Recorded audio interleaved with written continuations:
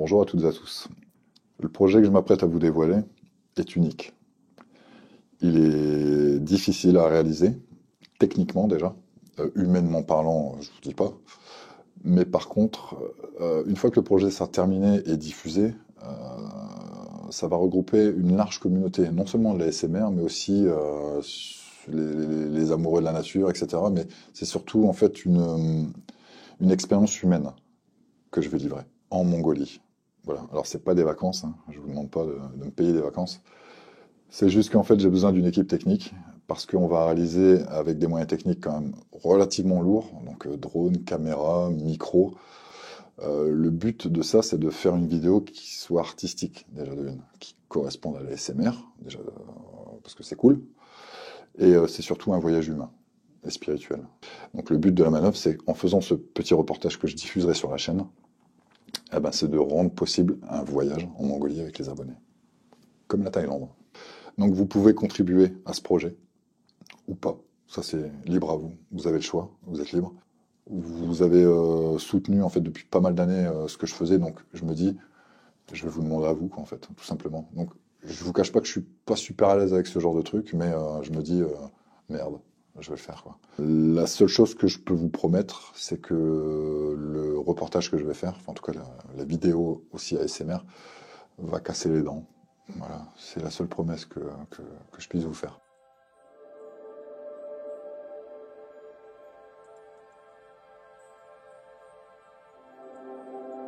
Après un long voyage en avion, un premier vol de 9 heures depuis Paris avec une arrivée à Pékin en pleine nuit, puis un départ de Pékin au petit matin pour enfin atterrir 2 heures plus tard à Ulaanbaatar, la capitale de la Mongolie. Nous y voilà. Ce voyage longuement rêvé, imaginé, conçu puis concrétisé s'ouvre enfin à moi. J'ai la certitude qu'il satisfera mes attentes. J'ai l'espoir qu'il les dépasse.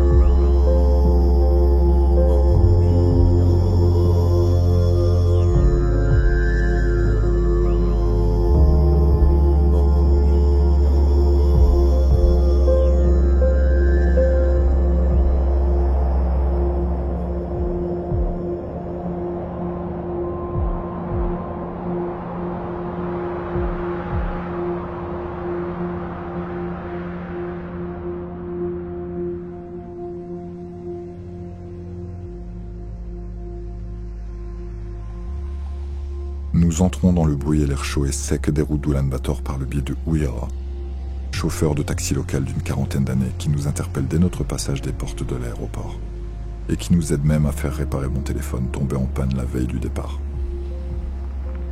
La guest house où nous dormons pour les 2 nuits à venir se trouve dans le district 15, quartier populaire situé le long de l'un des axes principaux de circulation de la ville, que nous découvrons au fur et à mesure de la mise à l'épreuve de notre patience et de notre fatigue par les embouteillages et l'incroyable conduite kamikaze des Mongols.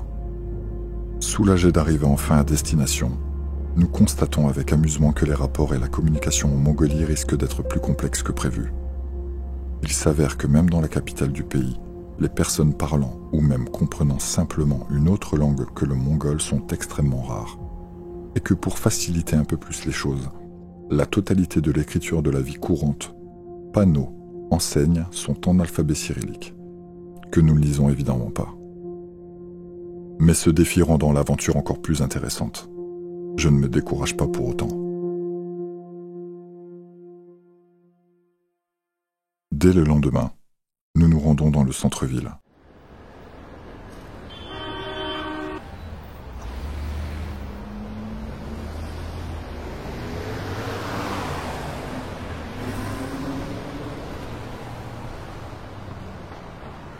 Sur la célèbre place Gengis Khan, où une manifestation culturelle et une représentation traditionnelle sont sur le point de commencer. Mais nous nous apercevons vite que c'est plutôt nous qui constituons le spectacle du jour. Dès les premiers mètres sur la place, les habitants nous arrêtent et nous demandent des photos avec eux. Des selfies, nous filment de près comme de loin, se bousculent pour poser avec Léa et moi.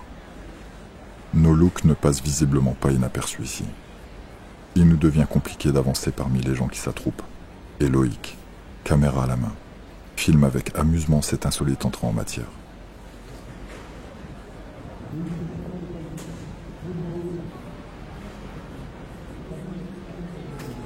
Nous visitons les rues du centre de la capitale, avec un but, trouver un guide pour nous faire parcourir un itinéraire spécial. Nous faire découvrir les endroits reculés de la Mongolie et nous permettre d'expérimenter autant la vie parmi la nature sauvage du pays que sa culture locale.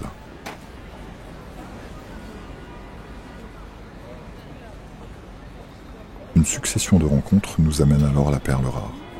Nous commençons par entrer dans une boutique de stylistes du cuir, puis nous discutons de notre recherche avec les gérants, qui par chance parlent anglais. Ils nous indiquent des forums internet où des voyageurs échangent leurs expériences en Mongolie. Puis ils nous proposent un ami à eux, chauffeur, qu'ils font venir pour négocier avec nous. Le contact avec cette personne ne donnant pas suite, nous recevons le contact d'une guide bilingue anglais nous proposant de la rencontrer pour discuter de notre recherche.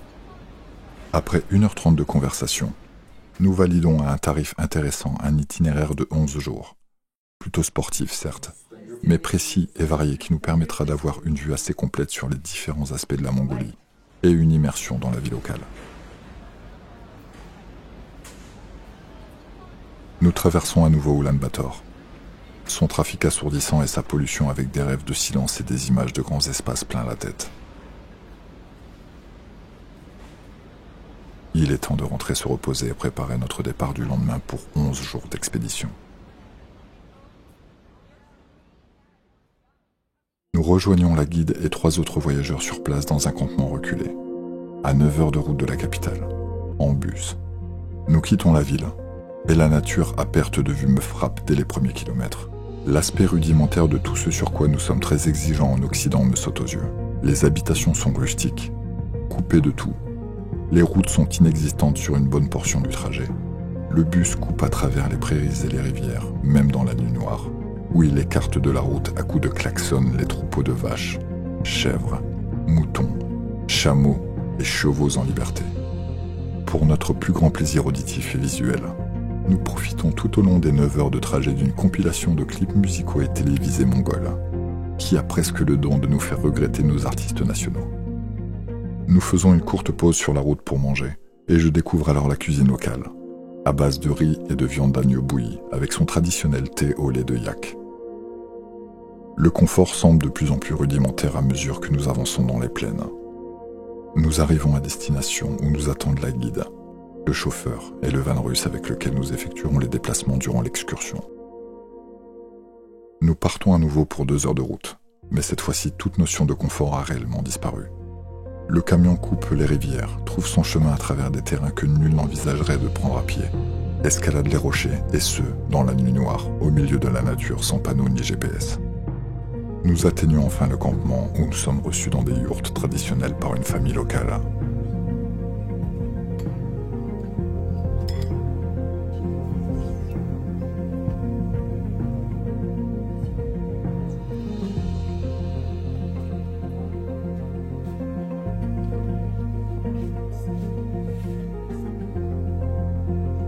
À partir de ce soir, nous dormons et habitons chez eux et partageons les mêmes conditions de vie.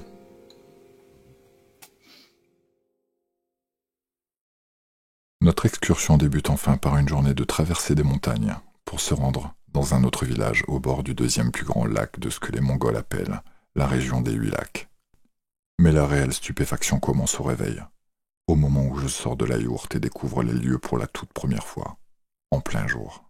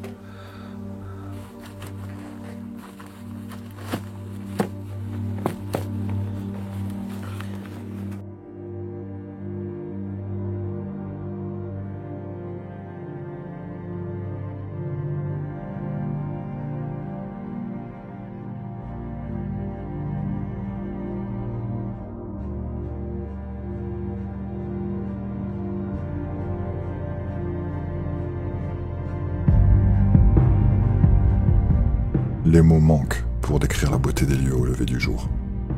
Les plaines et les montagnes à perte de vue. Les yaks et les chevaux paisibles tout autour de nous. Le vol des aigles au-dessus des hauteurs. Le courant de la rivière en contrebas. Les couleurs de la végétation. La roche ancestrale qui se dresse devant nous.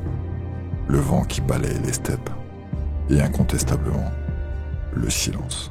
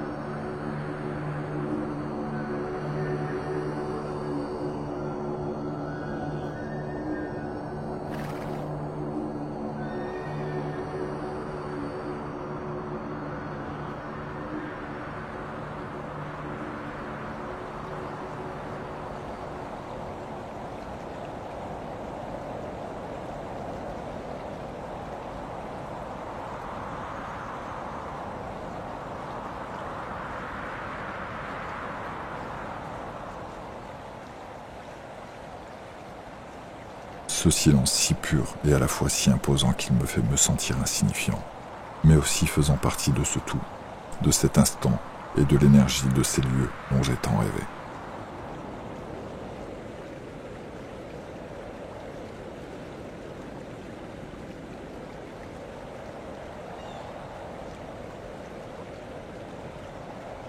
Nous partons admirer une cascade proche du campement avant de prendre le chemin du point de départ de notre traversée de la montagne où nous attendent les yaks qui transporteront nos affaires et leurs maîtres cavaliers.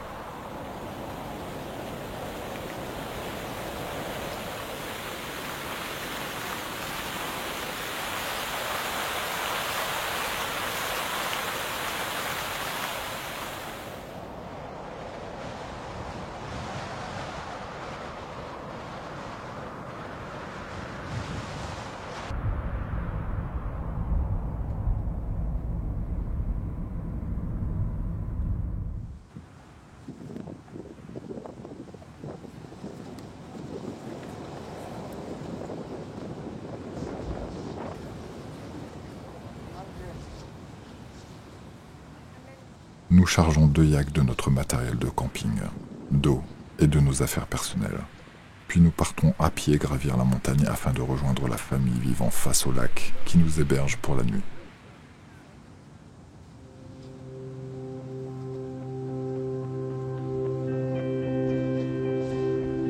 Les 4 heures de traversée me paraissent interminables.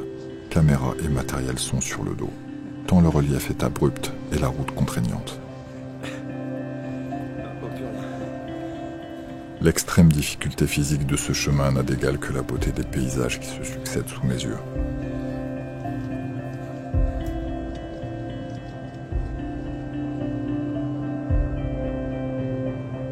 À mesure que nous avançons, des décors à couper le souffle s'offrent à nous. Des bois aux pans rocailleux de la montagne jusqu'au marécage.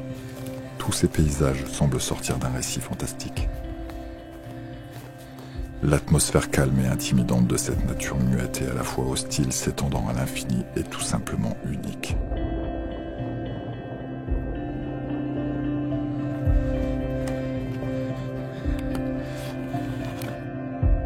Le silence prédomine toujours au sommet de la montagne, plus lourd encore que dans les plaines.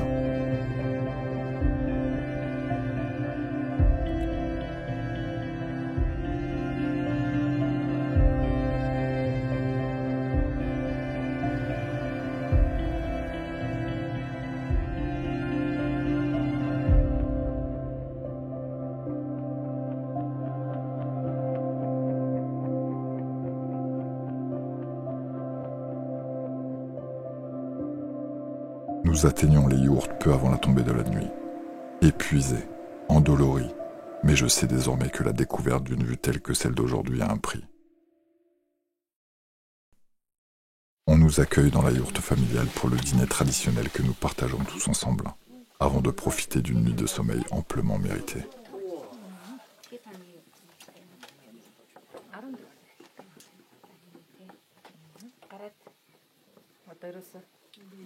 Tu veux quelque chose?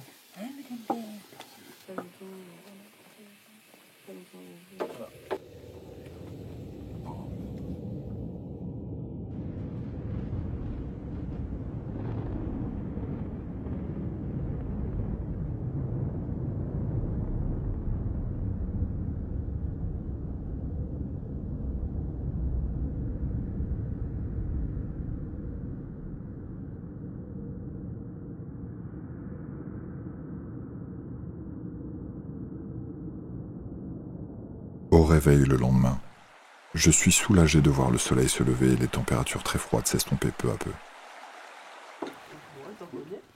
Nous prenons un petit déjeuner traditionnel mongol. La quasi-totalité de la cuisine locale chez les familles nomades repose sur les produits issus du yak, comme le lait, le beurre, la viande. On nous apprend que les familles locales ne se nourrissent que de produits naturels issus de leur environnement. Les peuples mongols ayant il y a quelques années contracté des cancers et des allergies par la consommation de produits industriels chinois opèrent désormais un retour massif aux produits locaux et naturels et à la cuisine traditionnelle.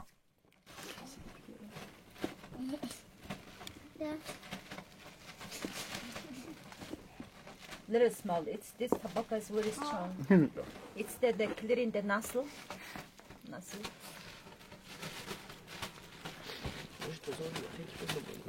Ça pourrait m'aider, tu sais.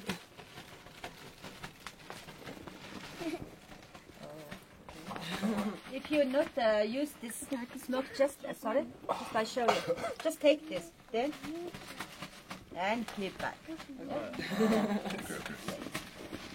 Look.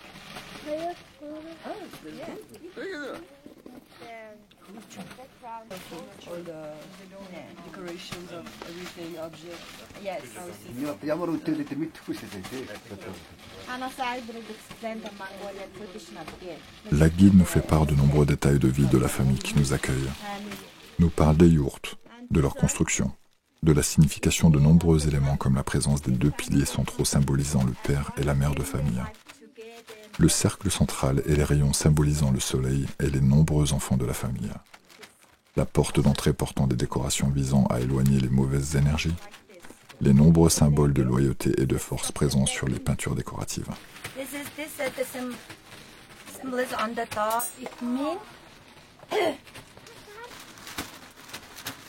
Yanin, two fishes. Yanin, and also clouds and mountains. Different symbols. And also, for example, here is the churches, also with the balls. This one? The Scarf? yeah. This is a British scarf. Okay. Yeah. And white is a white pearl. White pearl. And also the lips cup. Je sens le gonfle.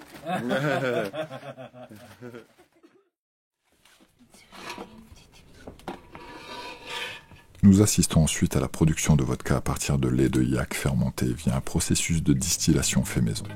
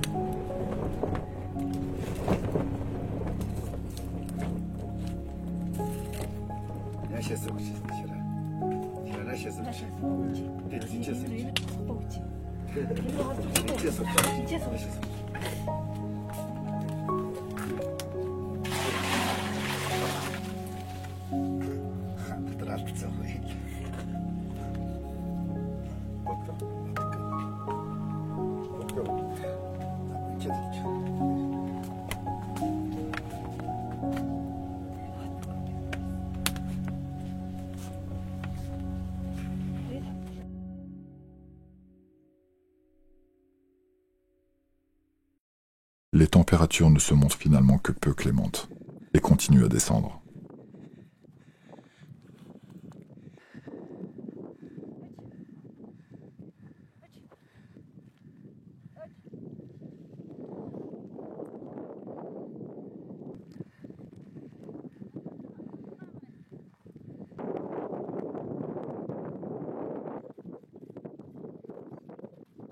عندنا الغراب باين راسي الميرات يعني وندير طنب سوق ديال الكسر واخا سوق.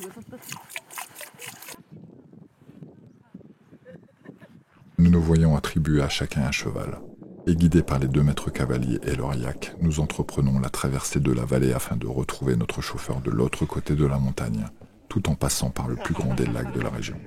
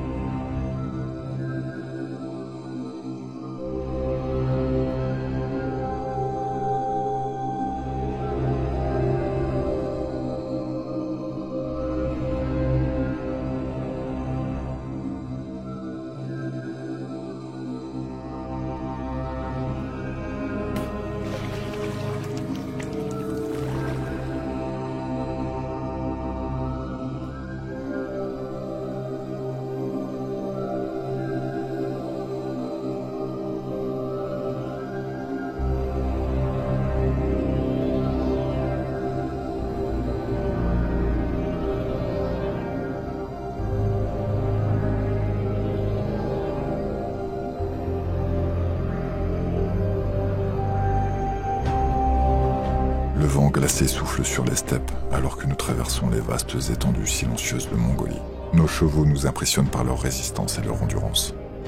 La puissance de ces animaux est telle qu'ils gravissent des pentes abruptes et rocailleuses en toute confiance, parfois lourdement chargés, avec une bravoure à toute épreuve. Ils sont à l'image de la dureté du pays et de la vie sur place. Je sens la chaleur du corps de mon cheval à travers la selle qui me sépare de lui et entends par moments son souffle, à demi couvert par les rafales de vent.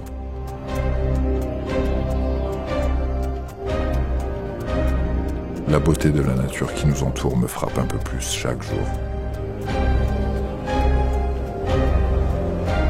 et m'apaise à mesure que le voyage se déroule.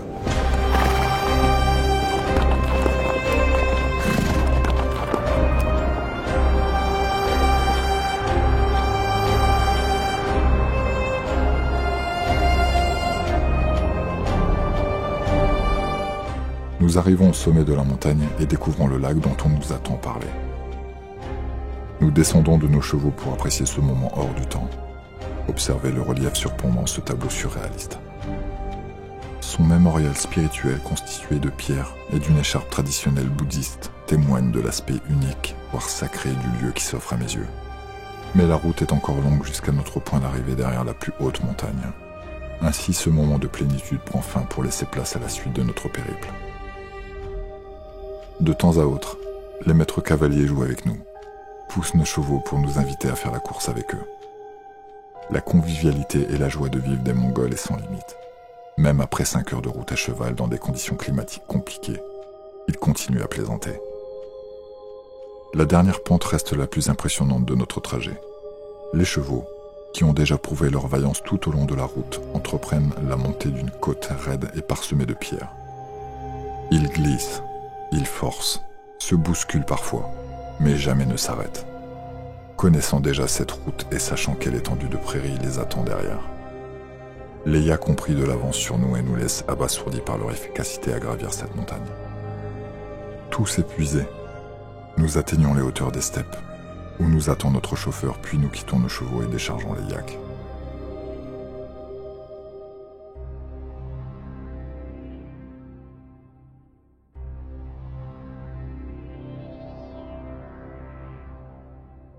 Nous sommes invités à rendre visite à une famille locale non loin de là, visiblement plus aisée que celle qui nous a accueillis précédemment au vu du mobilier et des vêtements qu'ils portent. Le maître et la maîtresse de maison nous accueillent en présence de leurs enfants et des plus anciens, et nous offrent à boire, à maintes reprises. Nous apprenons le geste d'usage lorsque l'on donne ou l'on reçoit un objet de la main de quelqu'un, qui permet de témoigner de son respect. Notre hôte me fait goûter le traditionnel lait de jument fermenté, une boisson forte et alcoolisée, dont le goût me laisse dubitatif. On nous apprend également que dans cette culture, les couples ne doivent pas s'embrasser en présence des personnes âgées. Enfin, nous chantons, le chant étant une pratique très commune chez les Mongols, permettant notamment de se témoigner respect et nouer les liens d'amitié et de convivialité. La famille nous fait découvrir ces chants traditionnels, puis nous demande de leur chanter nos chansons.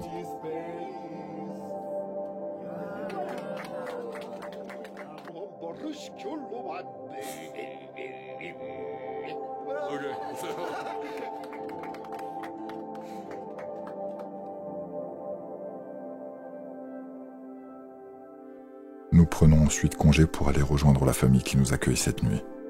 Et saluons notre maître cavalier qui reprend la route dans l'autre sens, seul avec son cheval. Il s'apprête à faire 4 à 5 heures de traversée.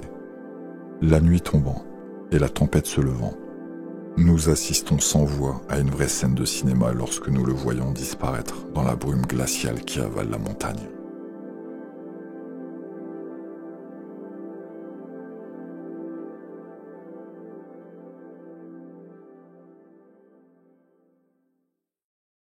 Au lever du jour, nous prenons le chemin du désert de Gobi. Une très longue journée nous attend. Nous passons 15 heures de route, entassés à 8 personnes avec tout notre matériel de camping et affaires personnelles dans le van russe qui nous secoue sans cesse dans tous les sens. Le voyage est extrêmement pénible. Il m'est impossible de me reposer ou de dormir tant le véhicule tangue et saute sur les rochers et dans les creux des steppes.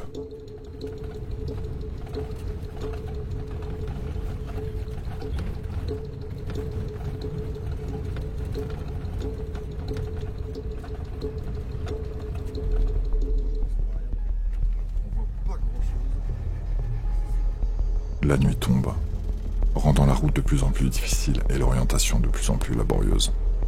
Une tempête de sable se lève, et notre chauffeur, qui depuis le début se repère sans GPS avec pour seules indications les hauteurs des montagnes, la végétation et les rares yourtes que nous croisons, commence à douter d'avoir pris le bon chemin. Nous tournons en rond dans la nuit noire, les rafales de vent soulevant des nuages de sable enveloppant le van, coupant toute visibilité. Au loin, nous apercevons soudain le clignotement d'une lumière blanche que nous prenons avec soulagement pour notre point d'arrivée. Puis nous nous approchons et constatons qu'il ne s'agit que d'une lampe accrochée à un poteau, continuellement bercée par le vent. La scène est glauque, mais plus encore après explication de la guide qui nous informe que cette lumière vacillante accrochée dans la nuit symbolise l'esprit d'une personne décédée à cet endroit. Après un long moment de recherche dans la tempête, nous arrivons enfin à notre yourte aux portes du désert de Gobi.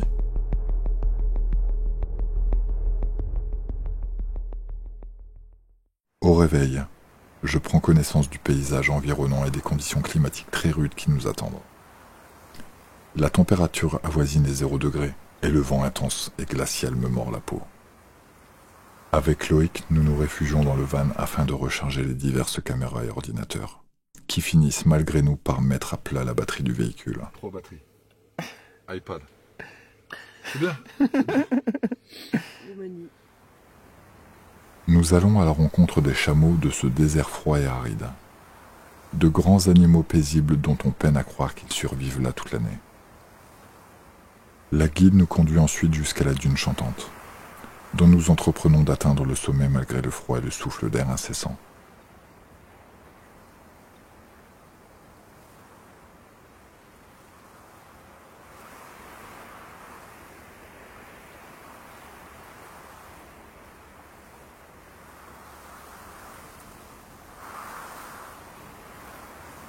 La tâche s'avère vite beaucoup plus difficile que prévu.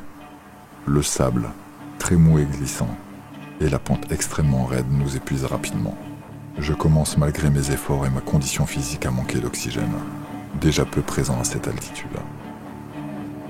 et le sable propulsé par le vent s'engouffrant à la fois dans mes yeux, ma bouche et mon nez me privent de ma respiration à une vitesse inquiétante. À mi-chemin, je commence à paniquer, glacé, physiquement épuisé et suffocant. Mon corps ne me répond plus et se conditionne pour la survie aux éléments. Je suis à bout de force.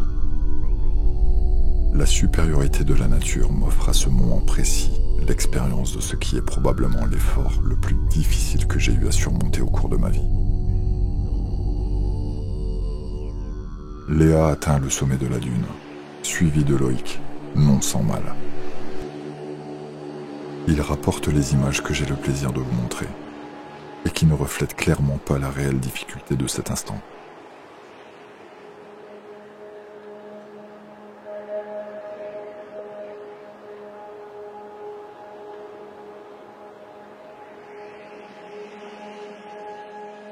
Les mots ne sont pas suffisants pour décrire les conditions de prise de vue et la volonté qu'il faut pour atteindre cette vue d'exception. Mais la nature, comme nous accordons une récompense pour ce calvaire, nous offre un moment unique lors de notre redescente au pied de la dune.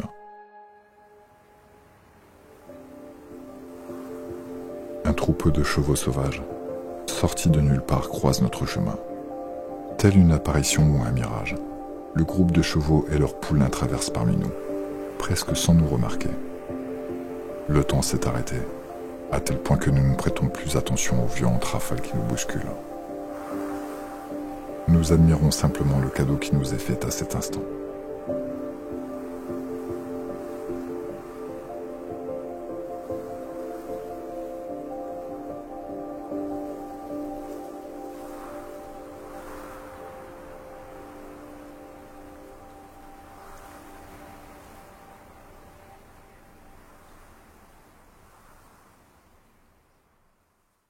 Le lendemain, avant l'aube, je m'aventure hors de la yourte afin d'apprécier le calme apaisant survenu durant la nuit, avec la disparition du vent. Le jour ne s'est pas encore levé, mais le ciel laisse deviner un temps bien plus clément que la veille.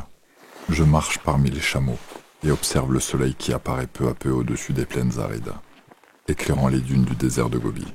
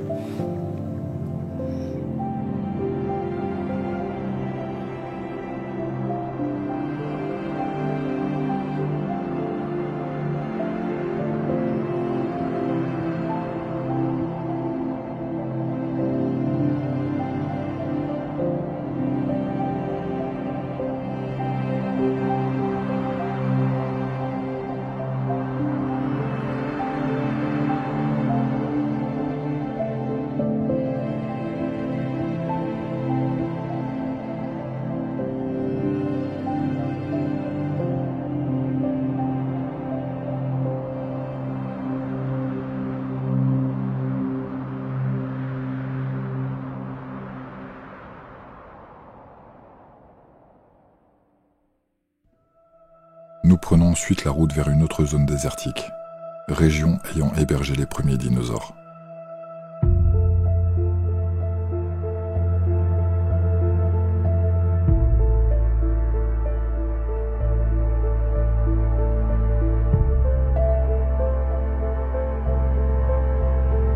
Nous entreprenons une nouvelle traversée des grands espaces mongols et croisons le passage d'innombrables troupeaux de chevaux sauvages, à tel point que notre van se trouve parfois noyé parmi une vague d'équidés.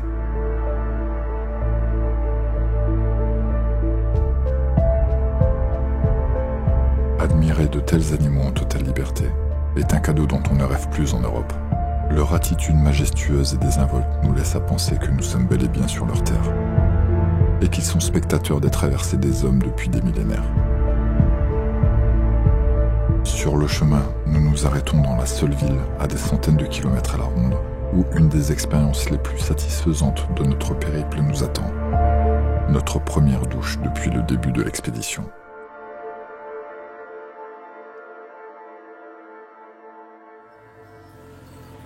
Comme pour ajouter à ce soulagement, le soleil réchauffe enfin quelque peu la terre que nous traversons, et nous atteignons notre campement plus rapidement que prévu. Nous nous rendons au pied du canyon où furent découverts les premiers vestiges du Crétacé, et je me trouve abasourdi une fois encore par la beauté de ce que nous observons. Des falaises de roches rouges et sablonneuses de plusieurs dizaines de mètres de haut se dressent devant moi, tels des murs de flammes infranchissables. Nous atteignons les hauteurs, et une vue imprenable s'ouvre alors à moi. Des plaines à perte de vue parsemées de troupeaux, infimes points colorés au loin.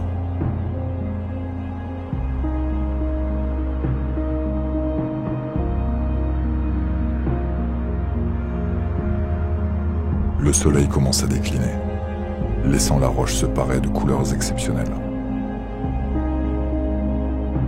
Des pierres vertes jonchent le sol rouge au pied du canyon, tandis qu'ici et là, des ossements de chameaux parsèment la prairie.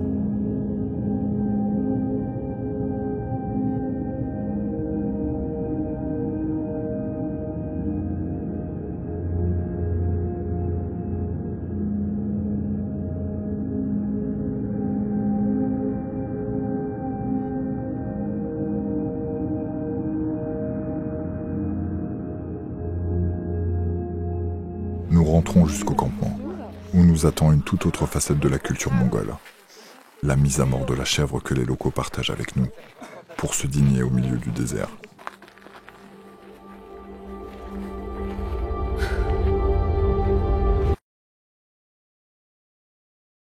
Le lendemain matin, nous partons explorer à pied l'unique lieu légèrement boisé de la zone de Gobi où nous nous situons. Nous nous trouvons alors face à une nouvelle démonstration de la supériorité de la nature. Nous marchons à travers un cimetière naturel, où les dunes et les buissons abritent de nombreuses carcasses d'animaux venus y rendre leur dernier souffle. La main sombre offerte par le peu de végétation et la finesse du sable rouge leur ont probablement accordé de paisibles derniers instants, avant que la mort, puis les immenses vautours de Mongolie ne leur portent visite. Ce tombeau muet nous démontre une fois encore que la nature ici est toute puissante, et son règne incontestable. Depuis notre arrivée au sein des grands espaces mongols, une chose significative me marque, la triste présence de la pollution humaine, même dans les lieux les plus reculés. Jetés négligemment par les hommes, emportés par les vautours ou simplement disséminés par le vent, les déchets sont par moments bien trop nombreux pour ne pas être remarqués. Il saute à mes yeux telle une insulte à cette terre tellement belle, vaste et riche de biodiversité. Je doute que les locaux soient particulièrement informés des problèmes environnementaux à l'échelle mondiale. Mais j'ai l'espoir qu'avec le temps, les mentalités se sensibilisent peu à peu au respect de la nature, même ici.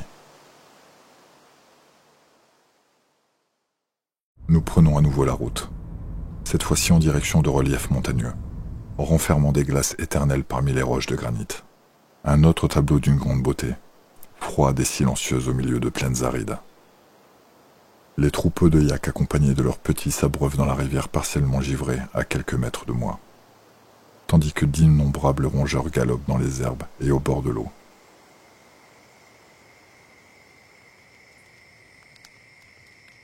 Les températures baissent de plus en plus,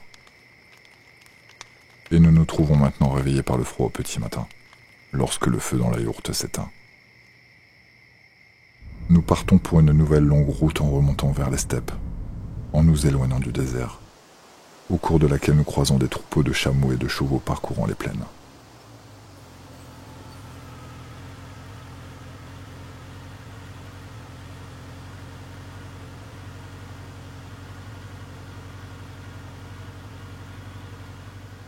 Nous avons le plaisir de nous arrêter pour visiter un imposant relief, se trouvant être un des plus anciens fonds marins, des millénaires en arrière.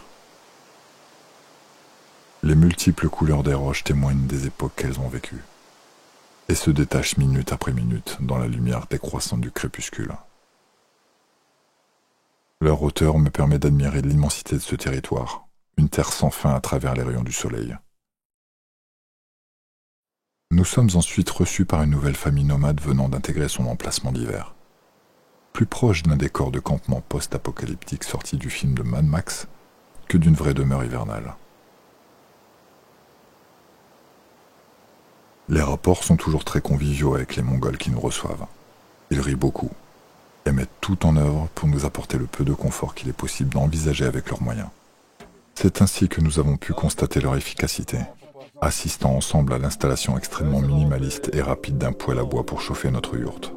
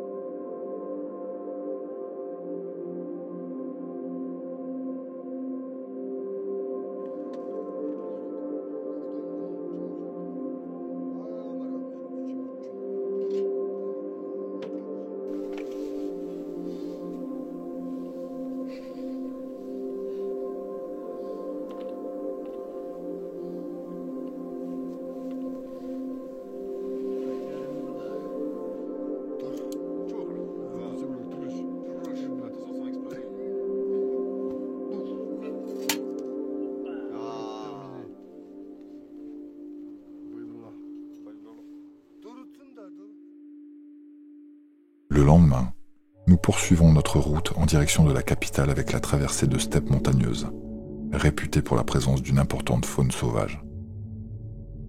Notre van croise à plusieurs reprises le chemin des aigles et des antilopes, tapis dans les herbes et derrière les collines, fuyant à notre approche.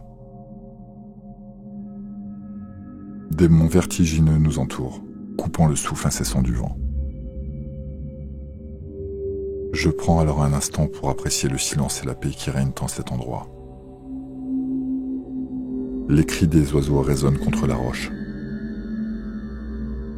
En observant avec attention, je peux apercevoir, juchés en hauteur, les vautours dans leur nid, surplombant les lieux, tandis que certains d'entre eux nous survolent, portés par leurs ailes démesurées. 2 chèvres sauvages nous honorent d'une furtive apparition, descendant le pan abrupt et rocailleux avec une aisance déconcertante.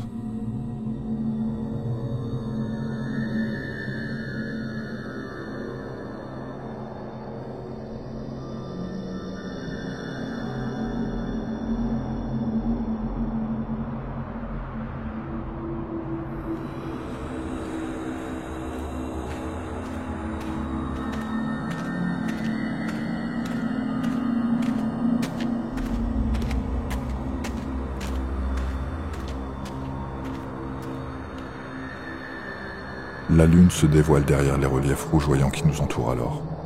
Le jour commence peu à peu à décliner. Nous nous apprêtons à passer notre dernière nuit dans les steppes.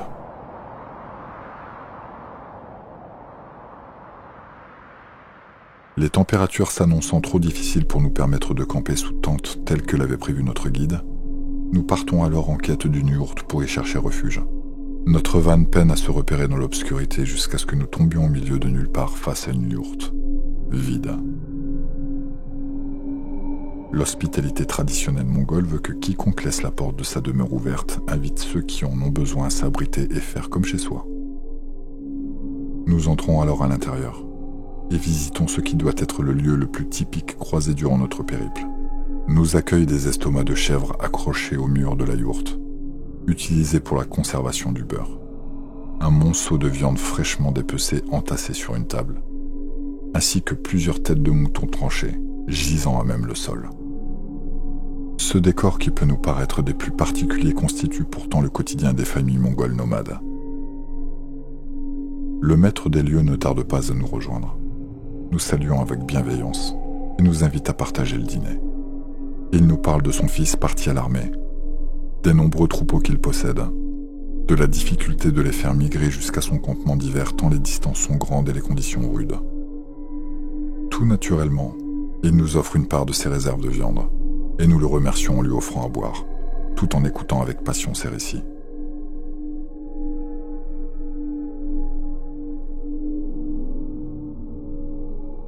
Laissant ensuite de côté les toutes dernières conventions et notions de confort de notre voyage, Nous dormons à même le sol dans cette yourte qui doit avoir tant à raconter.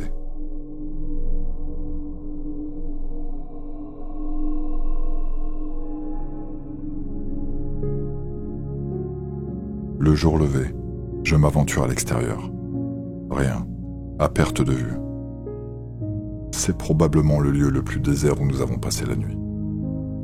Je peux voir à des centaines de kilomètres les quelques troupeaux qui paissent, ou encore la carcasse entière d'un cheval gisant au loin, mais rien d'autre. Le vent balaye cette terre vide, me faisant me sentir minuscule au milieu de cette immensité. Je prends le temps d'apprécier les derniers moments en pleine nature avant le retour dans la capitale, prévu pour ce soir.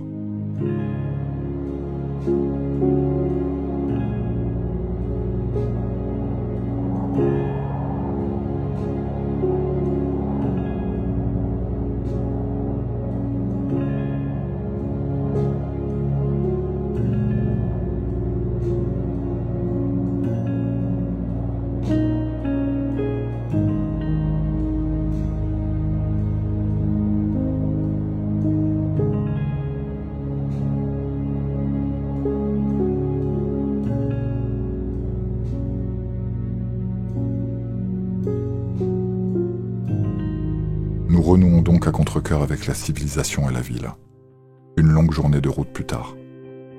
Pour notre dernier jour sur place, nous partons en quête d'un objet très particulier que je souhaite ramener avec moi. Un morinkour, instrument de musique à cordes traditionnel mongol, également appelé la vielle à tête de cheval. Je souhaite à tout prix en trouver un artisanal, mais toujours avec une volonté de lâcher prise et de voir auprès de qui le destin nous mènera dans cette quête. Nous rencontrons par hasard un chauffeur de taxi qui nous aide alors de son mieux à localiser des adresses spécialisées et nous permet, après une succession d'échecs, de finalement pousser les portes d'une école de musique renfermant en arrière-boutique un atelier. Des artisans luthiers y fabriquent à la main des morinkours. À notre arrivée sur place, nous tombons nez à nez avec un chaman et artiste musicien très reconnu en Mongolie, que nous avons contacté quelques jours plus tôt via les réseaux sociaux afin d'organiser une rencontre et de pouvoir filmer sa pratique. Le trouver ici par hasard est une chance inestimable, qu'il nous confirme en nous accordant quelques minutes privilégiées à l'écouter jouer dans son atelier.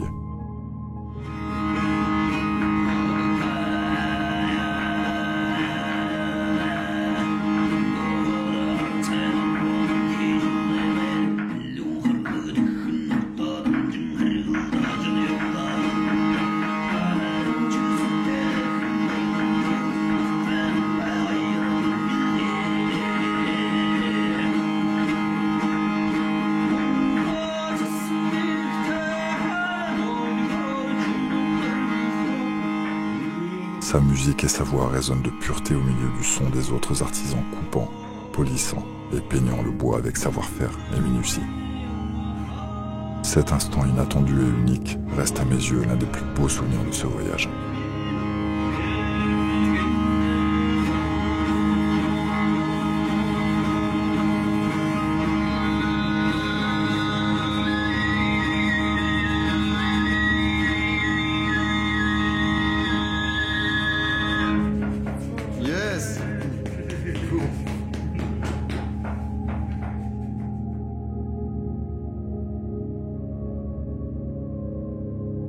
Je demande alors à l'artiste de réaliser pour moi un instrument sur commande, de couleur noire et portant le logo de mon groupe, Sarmat. Il le crée alors de toutes pièces en moins de 4 heures et me le fait apporter juste avant notre départ pour l'aéroport.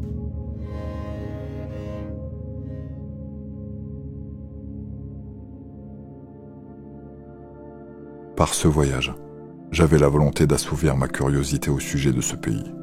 J'ai pu constater que la Mongolie m'offrait bien plus que cela. La leçon de vie que j'ai prise au travers de cette immersion culturelle fut brutale, intense, unique. Les Mongols excellent dans l'art de ce que nous pourrions qualifier de survie. Ils se logent, se déplacent, se nourrissent et élèvent leurs enfants avec rien. Ou presque, dans un pays où toute action du quotidien, même anodine, est longue et compliquée à réaliser tant les conditions de vie sont dures. Leur capacité de vie en autarcie, le lien fort qu'ils entretiennent avec leurs animaux et leurs terres, sont à la fois émouvants et impressionnant.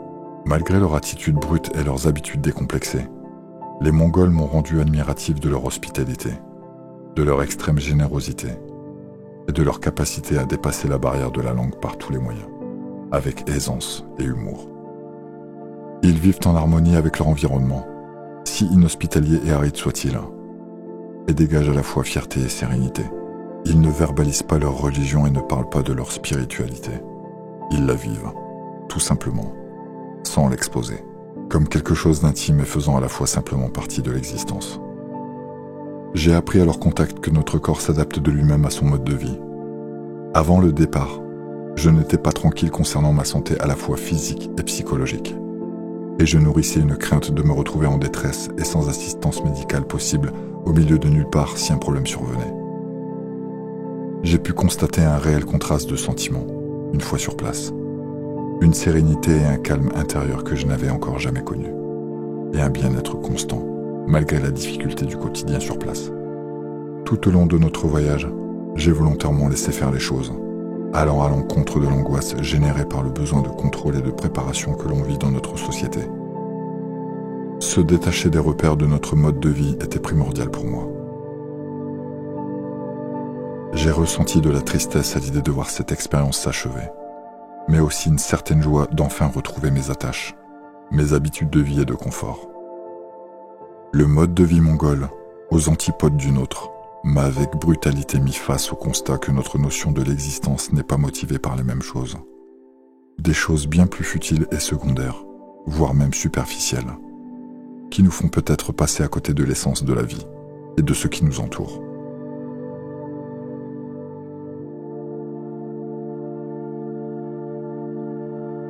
En ce qui me concerne, je suis définitivement convaincu que la manière dont tous ces événements se sont imbriqués et enchaînés n'est pas anodine, et qu'elle n'est que le juste résultat de la confiance que je porte en l'univers qui m'entoure.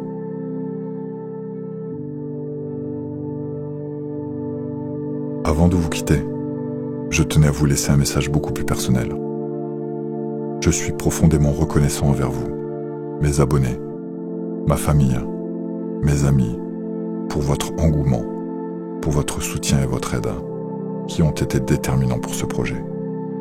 C'est vous qui avez rendu possible ce voyage. Je vous en suis profondément reconnaissant. J'ai hâte de pouvoir vous conduire sur place et vous faire partager cette expérience. Je tiens également à remercier mon équipe, Loïc et Léa, pour leur patience. Merci à vous de m'avoir suivi et de m'avoir fait confiance.